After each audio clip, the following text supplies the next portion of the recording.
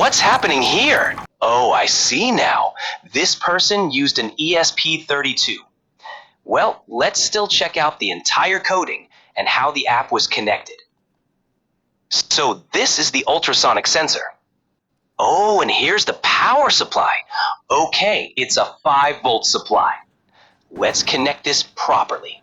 All right, trigger and echo are set up. So D5 and D18 are being used for trigger and echo. And from here, we have ground and a 5-volt supply from the power supply. Okay, I can handle these connections. Let's see what's next.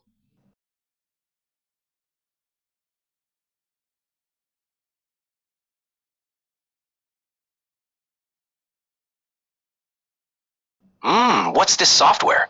Blink console? Okay, looks like we need to open this up. Okay, here I need to give a name to the device and add a gauge meter. All right, these defined parameters can be found in the Blink template. I'll update them accordingly. I think we'll need to add a few libraries here. Let's see, we'll need the Blink library and the new ping library. I'll go ahead and add those. After that, I just need to hit the upload button and the code will be uploaded to my ESP32. The code looks pretty clean and straightforward. They've made good use of the serial monitor to check if the ultrasonic sensor is working properly. Looks like there's some setting left for the gauge meter.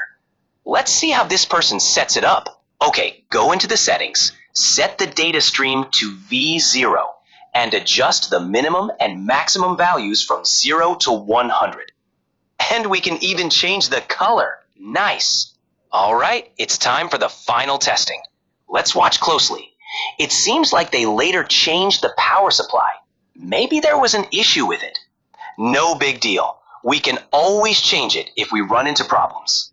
Oh, they used a flower pot container as their water tank and mounted it on top. That's a clever idea. All right, they're about to pour the water in. Keep your eyes on both gauge meters, the percentage level indicators. And here comes the water. Oh, there it goes. Wow, the percentage is rising. 46%. And it turned red. They've done a great job with the color coding. It turns red, but I guess they forgot to change it on the mobile app. No worries. The percentage meter works great, and the ultrasonic sensor is doing a fantastic job.